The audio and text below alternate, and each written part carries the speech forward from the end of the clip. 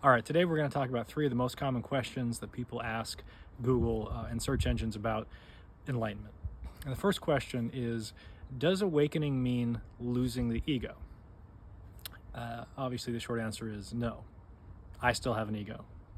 I'm using that ego right now to talk to you.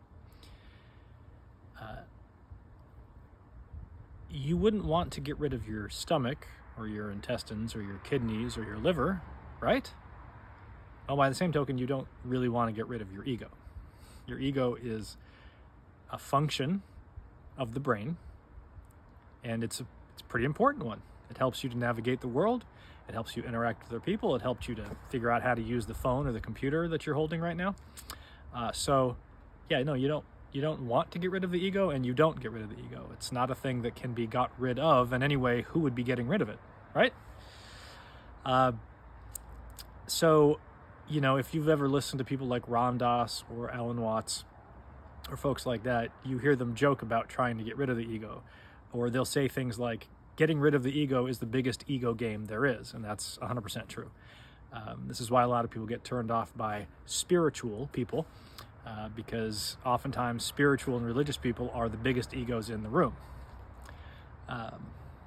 No, you don't get rid of the ego. I think, just from my perspective, what seems to have happened is, by whatever means you use, you see the ego for what it is. So you may start a meditation practice, or you may start using psychedelics, or you may start, I don't even know, with the intention of getting rid of your ego, or overcoming the ego, I guess. I'm trying to think of all the religious words that people use. Because you think that the ego is the problem. But just like the stomach and the kidneys and the liver aren't the problem, your ego isn't the problem.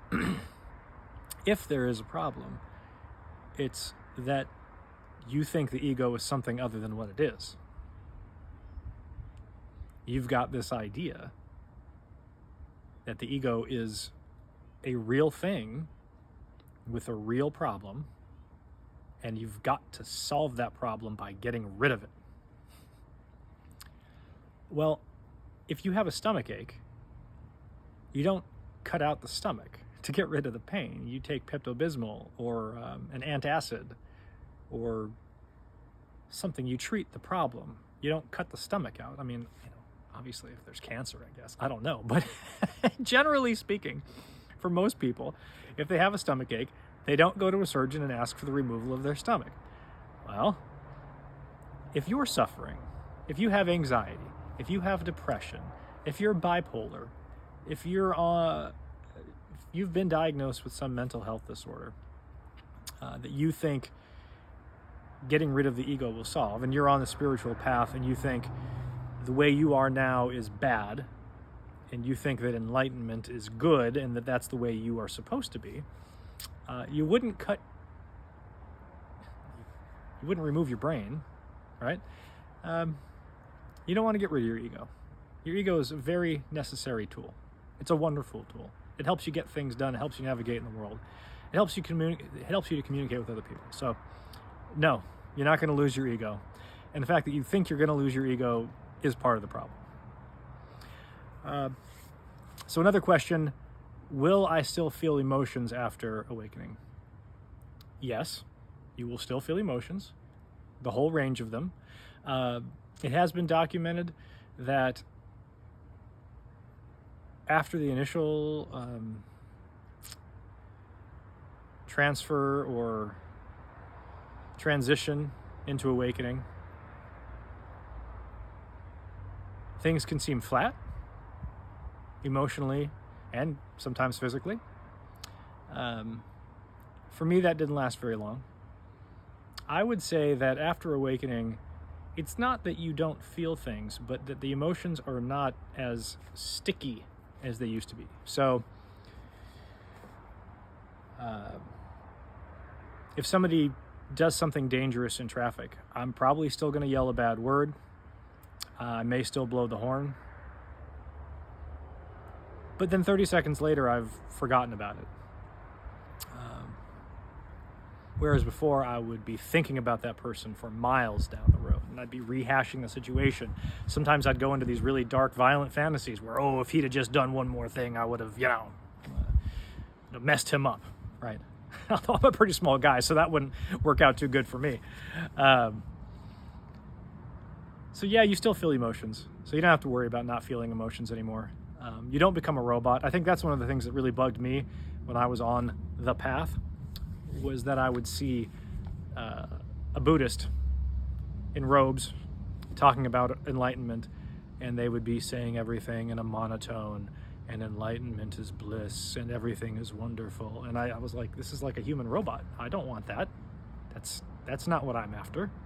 The good news is that's, at least, I don't know how many of us there are, but for me, that's not the way it is. You still experience the full range of emotions. They're just much less sticky because there's nobody inside to attach them to.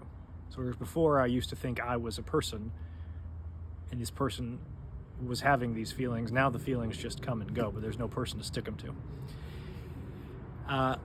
The third and final question I want to talk about today is whether or not enlightenment is the end of the journey or the beginning of a new one.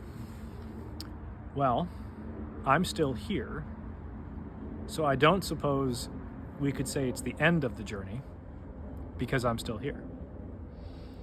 Is it the beginning of a new one? Well, the entire question is kind of wrong because it assumes that you're a person who's going somewhere doing something.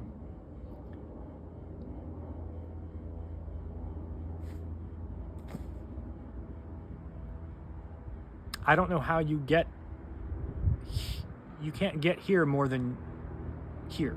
Once you're here, you're here. Where else are you going to go? Ram Dass used to talk about once you're in Detroit, you don't need to get on a bus to go to Detroit. Well, we're in Detroit, or Washington, but you get the point. Once you're here, there's really nowhere else to go. Now, you could jump back into pretending that you're not here. Some people do, and that's fine.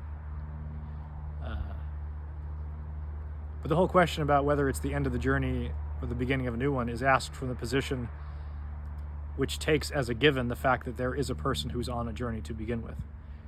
And in my experience, that's part of the illusion that you're under. So the person who's asking that question, is it, if I become enlightened, will I just sit around under a lotus, or sit on a lotus blossom, or sit under a Bodhi tree and just meditate forever? Well, no. If that's what you want to do, sure. Go ahead, knock yourself out. But if you want to work on cars, or if you want to, go for a walk, you want to run marathons, yeah, whatever. It's fine. I think you will find that your desire to do anything that's associated with anything that's purely egoical. So if you really like doing an activity like gardening, you'll probably keep gardening. But if you hate gardening and you were gardening just as a way to make a living, and you find another way to make a living, you'll probably go with that other way to make a living. You tend to do things less only for money or only for status, or all of those things that you did and hated, the things that you felt like you were kind of forced to do by the situation. You'll find that you can live very cheaply because you're happy to just sit. But whether or not it's the end of the journey, that's up to you. I hope you enjoyed the video. Let me know if you have any questions.